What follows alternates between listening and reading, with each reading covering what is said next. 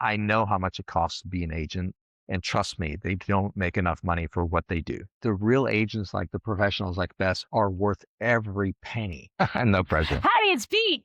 And I'm Mark, and we're the Real Estate Dream Team. Oh my gosh, Mark, why the heck should they listen to yet another real estate podcast? Well, I will share my why, and that is we'd love to tell you how to get those keys the smart way.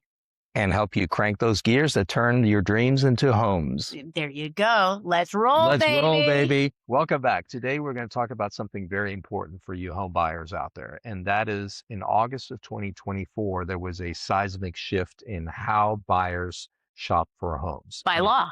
By law. Not because of an it's earthquake or something crazy. A new law that came into effect that now does not allow you. You may think that you can walk into anybody's house and go shop for a house, or call up anybody and say, hey, show me this house. The law has changed. You now have to be represented by an agent in order to see a house. Now, you have to be beyond just represented. You have to have a signed. That's the same thing. Agreement. It's a representation agreement. That's really what it says. It's a buyer representation agreement. So legally, you're being represented by a real estate professional. As proof of a document. You can't just call up an agent that lists the house and say, hey, let me see this house. So let's dive in. So like pre-2024, many of you would go check out Zillow. You would be swiping on Zillow or whatever. You were just a point and click shopper, and you would point and click at one home, and maybe it was near a barbecue at your friend's house, and you would click on that agent and say, hey, I need you to show me this house. The one that Zillow promoted to you was to, hey, and so you'd talk to like agent and they say, sure, I can meet you there in an hour. They'd open the door, you'd look at it and you say, hey, honey, this isn't going to work, or hey, maybe we should save some more money. In other words, it was more just like a tire kicking situation. Correct. And you need to be aware of, as of August 2024, tire kicking is no longer allowed per se. You have to have a signed agreement unless you go to an open house. Right. Open house is the caveat to all this, but more importantly, you're going to run into agents that still don't understand that. And here we are 2 years later, and they still haven't gotten the message. So they will end up showing you the house, not realizing they're not supposed to do that. So you're still going to run into that. Or they're adamant that, which they should be, that they will not open that door until you sign an agreement. And then you find out that he smells bad or whatever, he or she. And you also find out that the agreement is for the next 30 days, the next 60 days, the next 90 days. And you discover during your course of that one house that you just had to see on Zillow for just funsies has now got you stuck with somebody that you really can't stand to be around. Right. So it's sticky. It makes it even more important, which is to your benefit. It makes it more important for you to select your real estate team early in the process. Okay. We want you to select your real estate team early, because the sooner you work with professionals. Be a smart buyer. The sooner you work with professionals, the smarter of a buyer you're going to be. So this rule change actually works to your benefit, because it forces you to do that in their, by law to do that. Now, what do they need to watch out for? You mentioned a 30-day agreement. Could you make that agreement just for one house? Yes. Okay. So there's a way to make it so that you can still test drive your realtor, because that's how I would want to do it as a real estate professional. I would want to test drive you as a buyer to see if we're actually a fit, right? So in my view, I'll put in there like, we're going to see 5 houses. And after 5 houses, we can reevaluate this agreement. But let's agree that we're going to look at 5 houses together and see if we can work together, if we want to work together, right? Fair enough. That is one way to do it. Bess's speed dating way is we're going to meet for coffee and we're just going to talk about the buying process. Right. And that'll tell you a lot. And it does, because it is an interview, because looking for a house with your team, you really put it together. It's not too different than a short-term marriage. That's the truth of it. It sounds a bit preposterous and extreme.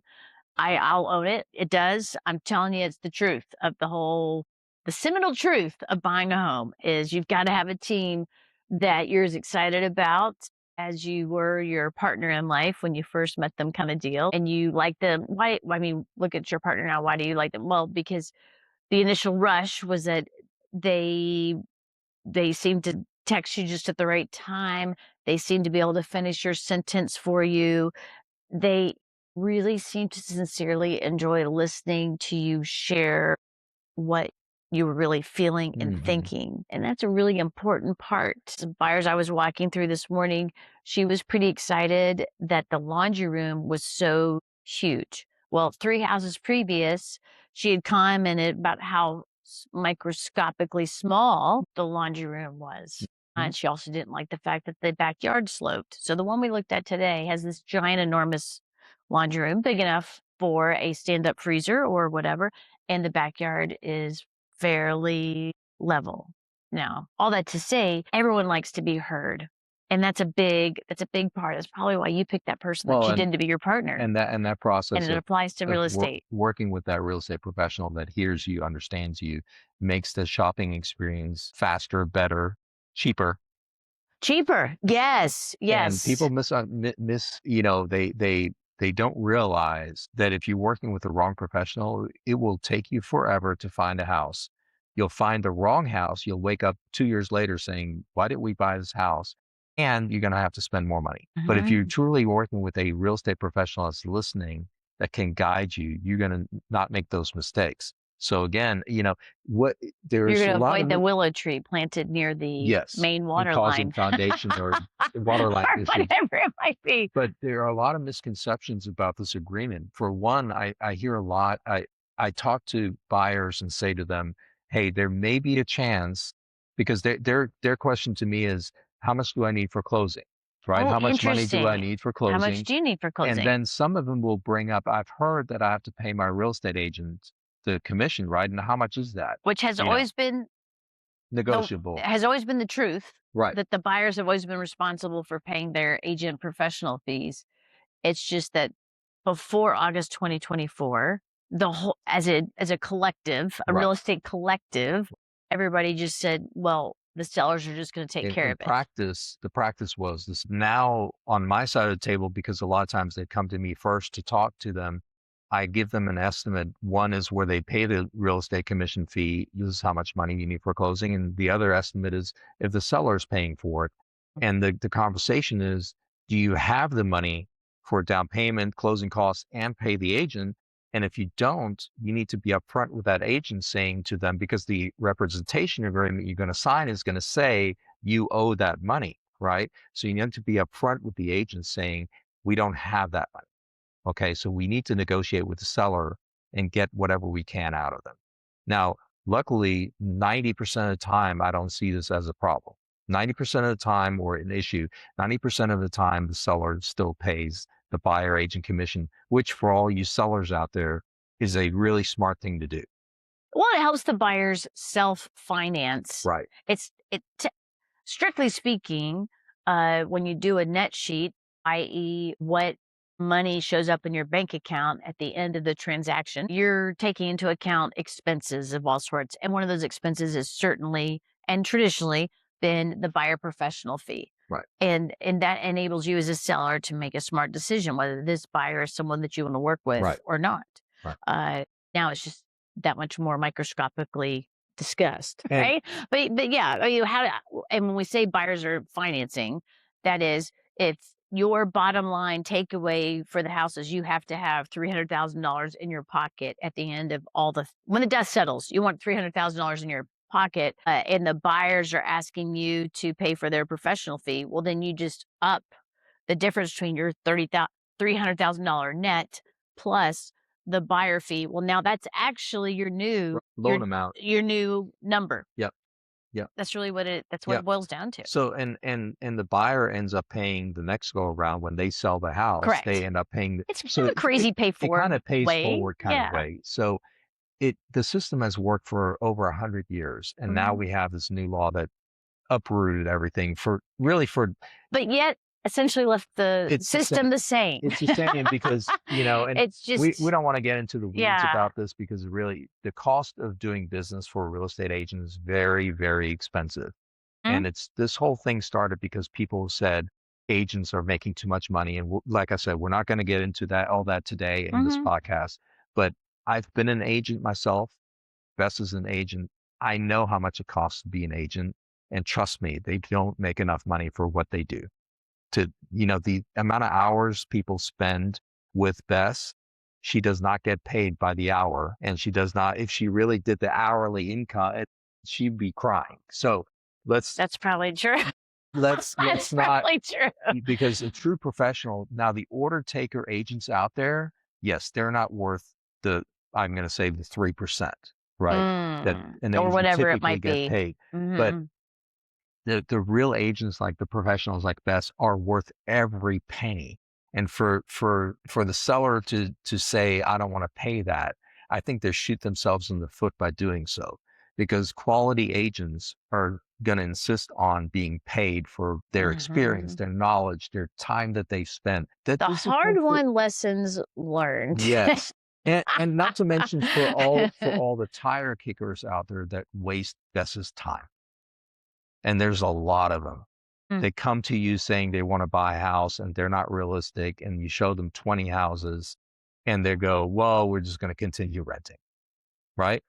So unfortunately, that all has to be paid for, and that's why this structure has never changed. People have tried to change this many, many times, but the cost of doing business is so high for real estate agents, both on the listing side and the buying side, that it just does not work unless it's 6%. And I'm just going to say it. I'm not an agent anymore, so I can say that. Okay. Right? And Bess is not I allowed don't to have comment that law. on that. That's another law that I do not have memorized. The numbers that we can say publicly law. Right.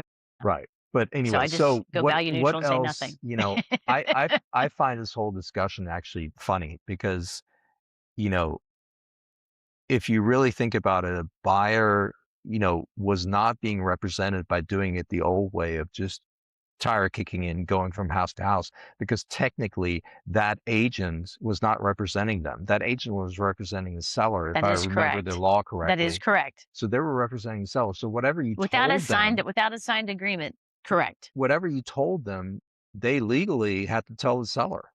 So if you divulged all kinds of information about yourself and you made an offer on that house, that seller had an unfair advantage. Let's offer 500,000, but we really could pay 550. Right. We'd be fine. Guess what? That agent was going to go to the seller and say, they're going to offer this, but I know they can do that. Yeah. And they are okay with doing that. And then it's funny how that counter worked out. Right. Magically ended up in that spot, right? Ooh, which a quick rabbit hole dive. Yes. Is that it? Squirrel chasing, whatever it might be. I Chasing. can't even chase squirrels or rabbits correctly as I interrupt myself on this, which is as you're going through homes, however your agent representation is, please, please, please assume that you are being recorded in some fashion, be it video or audio. So as you're walking through a house, be value neutral in your comments because they might very well cost you money. For example, forget the agency part of it. If you just say aloud to your spouse or to your partner or to yourself, if you were talking to you, yourself and you, holy heck, I love this house. Yes. I will pay whatever it takes to get this house. And people have said that. And people have said it will cost you tens of thousands and hundreds of thousands of dollars. That's okay, right. there you go. That's our PSA interruption. Our PSA interruption for the Love it. the podcast. So carry on. To wrap up, sign a buyer rep agreement, but if you don't know the agent, if you haven't worked with the agent for a while, don't make it for a very long time, right? Be intentional about that and kind of shop around for the right agent to work with. Intentionally test drive. Right, intentional test drive, but do have a representation agreement signed before you go looking at houses, unless you're doing only shopping through open houses, but that's going to wear you out. Trust me. You're going to look at 20 open houses and you're like, oh my God, where do I find my house, right? Fair enough. Hire a professional. Understand that you may have to pay them at closing if it comes to that. Also understand in the state of Texas, in most cases that I see 90% of the time, you don't have to pay for it. So don't make that an obstacle. There's ways to do that to get your agent paid. So don't let that be a reason why you're not shopping for a house. Right. This whole be agreement. That smart buyer. Yeah, be a smart buyer. That makes plans. Right. And so finds out the truth. Anything to add to that? I think you've covered it. You have covered it. All right. And that's our heart for you. We want you to be smart buyers. not just point and click buyers. There is a difference, and it is possible to win in the game of real estate by simply being smarter, not clicking harder. Does that work? Speaking of clicking, we will ask you to click on the subscribe, like, and all the things because we like you. We're glad you're Yes. here, and we'd love to let you know that we've got something else to tell you about. And the best way to know that is to subscribe and like and all the things. And we're also on Instagram and all the places, Reach right? out to us if you have questions. Absolutely. Happy to answer anytime. Love you, mean it.